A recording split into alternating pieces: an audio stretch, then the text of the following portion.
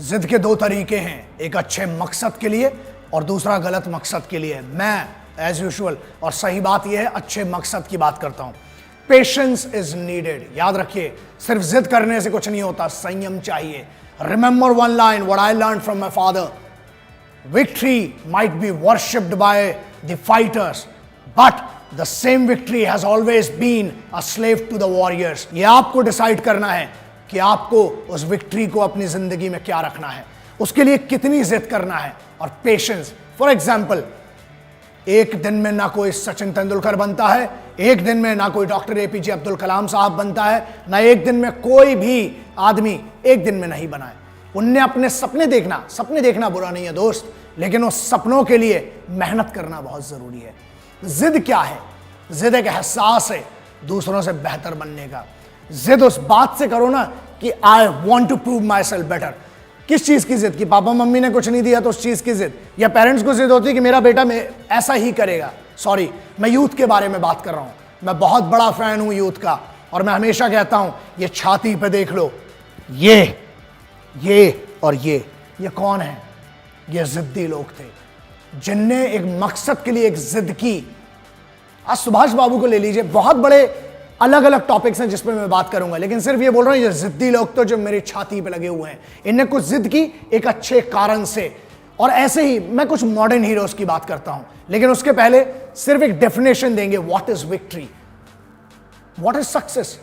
हर आदमी के लिए सक्सेस की मतलब अलग होता है, जीत का मतलब अलग होता है। जीत, याद रखना, कभी भी भीख में नहीं मांगी जाती है, छीनी जाती है। ताकतवर बनो, क्योंकि कमजोरों को या तो आंसू मिलते हैं या भीख। और एक बात याद रखना, ताकतवर बनना, डोले बनाने से, सिक्स पैक ऐप बनाने से कोई ताकत नहीं आती है। ताकत मेन होती है दिमाग की। जिद दिमाग से होती है, बॉडी से नहीं होती है। बॉडी से जिद क्या करोगे? अकड़ के चलोगे क्या? वो जिद नहीं होती है। जिद होती है अपने आप को दूसरों से बेहतर साबित करने की।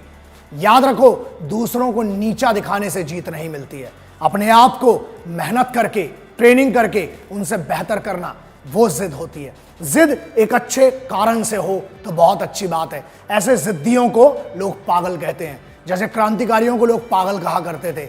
याद रखना, उनमें इतनी तो दम थी कि इतिहास का हिस्सा है, और आज भी हम जैसे पागलों के लिए खुदा माने जाते हैं।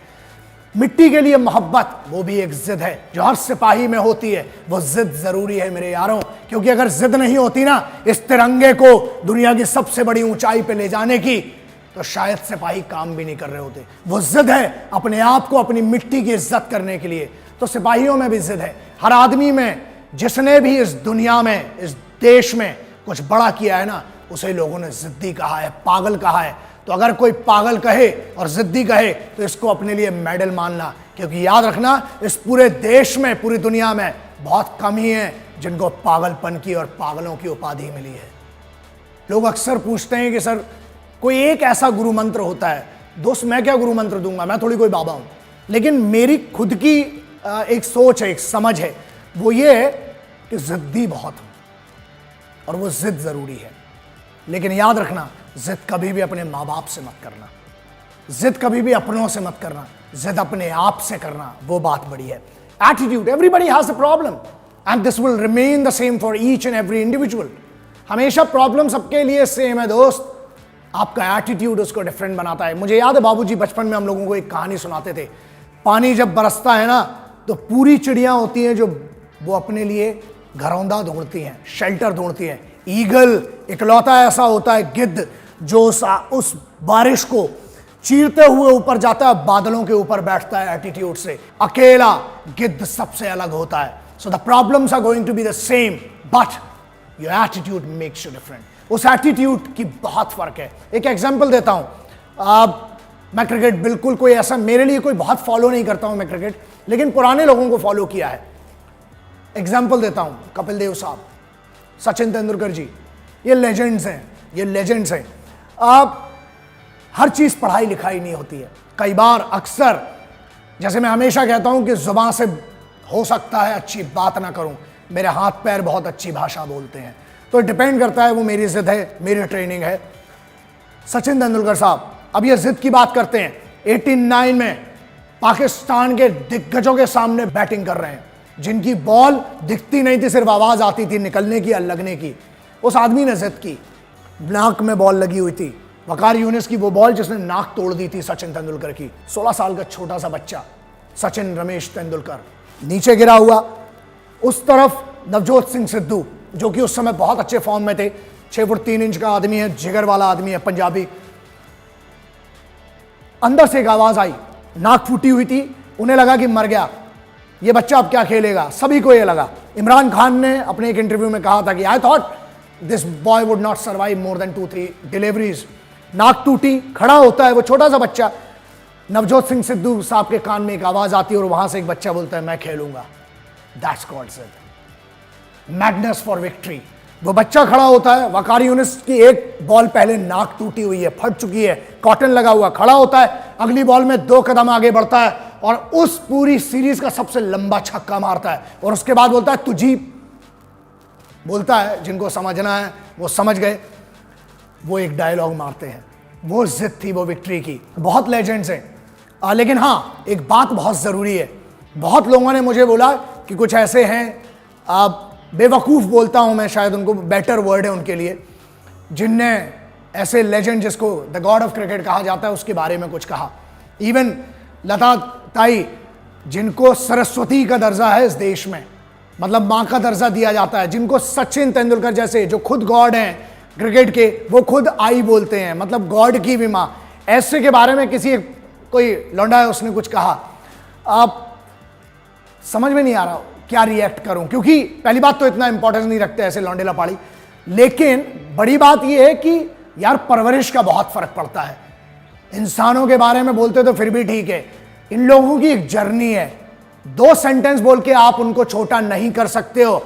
एंड इतनी छूट क्यों मिल रही है समझ में नहीं आ रहा है, बट ठीक है, आप लेजेंड्स के बारे में बोल रहे हो, आई कैन ओनली से कि इनको सद्बुद्धि मिले, क्योंकि आप जिनके बारे में बोल रहे हैं ना, जब तुम पैदा हुए थे, ये लौंडा 89-90s की बात होगी इसकी, जब ये पैदा हुआ था ना, उस समय लता दीदी हजारों गाने गा चुकी थी और अपने आप को प्रूव कर चुकी थी। जब ये लौंडा पैदा हुआ होगा ना, उस समय सचिन तेंदुलकर साहब दुनिया के सबसे फास्टेस्ट बॉलर्स को फेस कर रहे थे और छक्के मार रहे थे और जिद कर रहे थे इस देश के लिए कुछ करने की।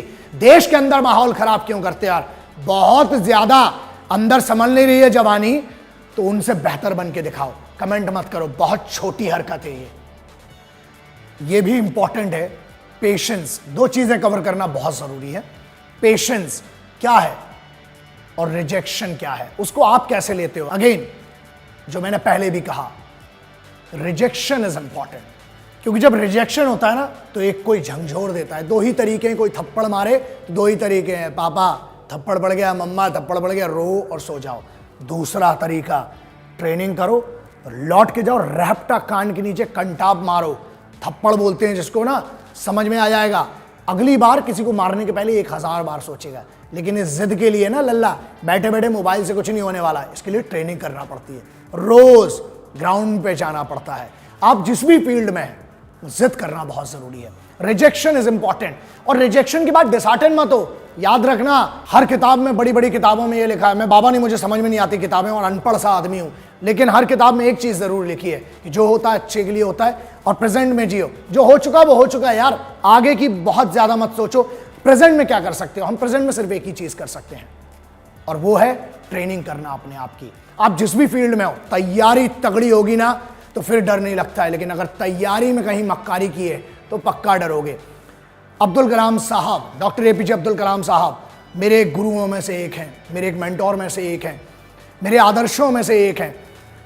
उसके बाद आप लेजेंड अमिताभ बच्चन साहब, आपको पता है ये services selection board SSB, combined defence services examination, उनमें रिजेक्ट हुए हैं, सीडीएसई में रिजेक्ट हैं ये।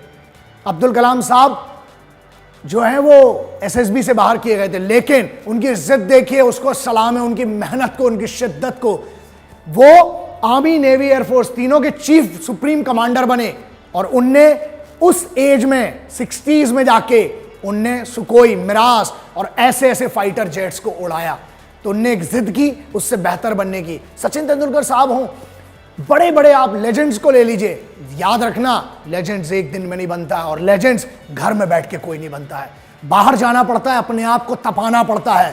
प्लीज रिमेंबर, सोना भी हो चाहे कुछ भी हो, तपते हो तभी बनते हो। रिजेक्शन की बात है, जब कोई लात मारता है ना पीछे से, तो बस ये बात महसूस करना कि बॉस पीछे लात पड़ी है, मतलब 2 कदम आगे जाएंगे। कोई बात नहीं, धोखेबाज हमेशा मिलेंगे जिंदगी में, लेकिन हम भरोसा करना नहीं छोड़ सकते।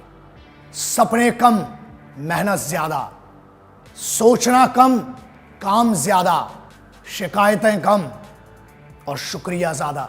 आपको बहुत कुछ मिला है दोस्तों, कम से कम शरीर तो काम करने लायक मिला है। बस आपको दिमाग ट्रेन करना है, जिद करना है, और बहुत जल्दी आपको वो चीज, एक बात बहुत छोटी सी है लेकिन समझने वाली है, अगर दूसरा किसी चीज को पा सकता है तो आप क्यों नहीं। और एक डायलॉग है कि अगर आप कुछ दिल से करना चाहते हो तो कायनात का अपन को भरोसा नहीं भाई।